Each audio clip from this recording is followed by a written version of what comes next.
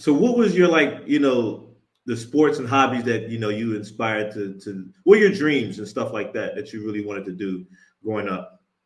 Well, when I was young, I really didn't.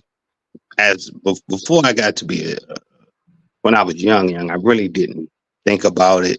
As a kid in the '70s, all I cared about was playing outside and having fun. But one day I was outside, and this guy named Rodney, he say, I was looking for all my friends. I was like, man, where y'all been all day? I was about 7, 8 years old. He said, we play football now. I say, football? He said, yeah, we on the football team.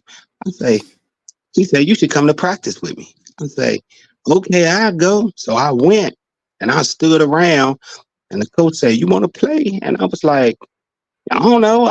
Yeah, I guess I'll play. And so he lined everybody up for, a sprint. And I ran past everybody. They couldn't catch me. I was gone.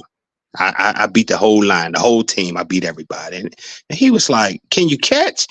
I was like, I guess so. So he started throwing me the ball and I was catching it. And next thing you know, I was going to football practice every day. And after that, that's what I wanted to do. I wanted to be a football player. They put me on the team. The coach gave me the nickname Speedy. And from that day, I think I was about 8. I ascended to neighborhood stardom. I was you couldn't do no wrong in Paradise, boy. Here comes Speedy. All the guys, all the girls. I was the star of the football team besides the quarterback. But I was just the greatest, and I aspired to be a football player. And then when I was 10, I went to San Diego the first time to see my dad. He asked me what I wanted to be, and I said, Dad, I'm going to be a star football player. I'm the best in the world. And he said, come with me. And we went to the mall in San Diego, went to a shoe store. And he said, you know whose shoe store this is? I say, no. He said, John Jefferson. I said, the wide receiver? He said, it's John Jefferson shoe store. He said, in the off season, this what he do. He said, football players don't make a lot of money, man. He said, they do, but they don't. And this was around 1980 at the time. 80, 81, something like that. 81, 82, I think. And I was like, but that's what I wanted to be. So, I mean, eventually, when I was young, that I started playing less organized football and started playing more at home because we didn't have a local team anymore, and we didn't have one in junior high school. So I ran track, and I still ran track. I was still fast. I wasn't the fastest, but I still ran track, and I was fast, and we had fun out there and did a lot of stuff. And even when I went to San Diego at 15, I ran track out there.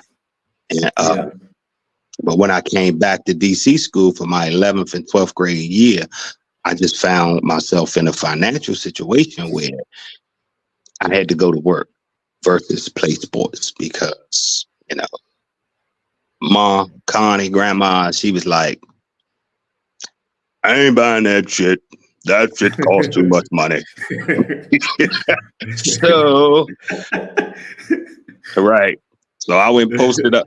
At Roy Rogers and started working, and and that went that side of it.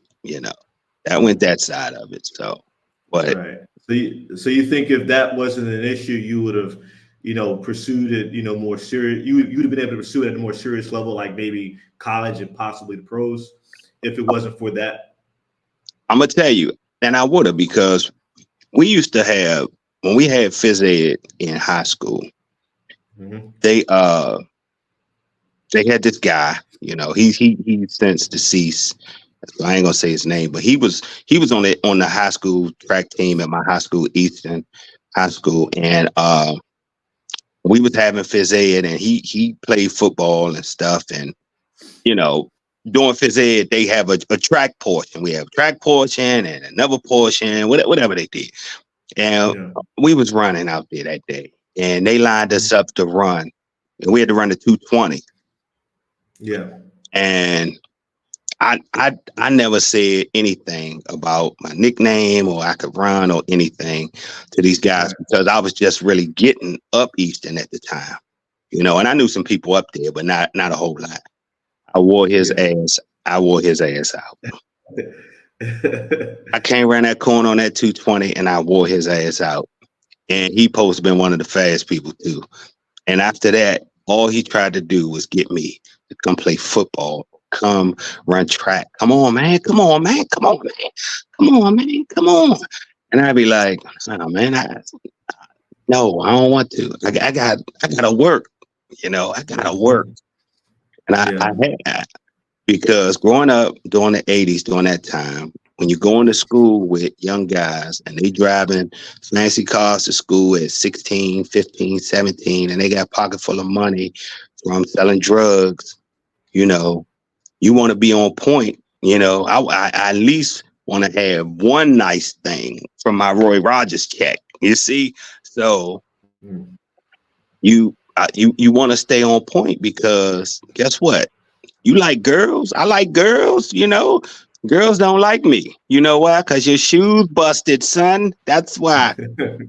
They don't like you because your clothes is busted, you know? Like, you can't even take me to the movies or nothing. So I had to work. And sports was out because, like I said, your grandmother, she was like, I ain't buying that shit. That shit cost too much money.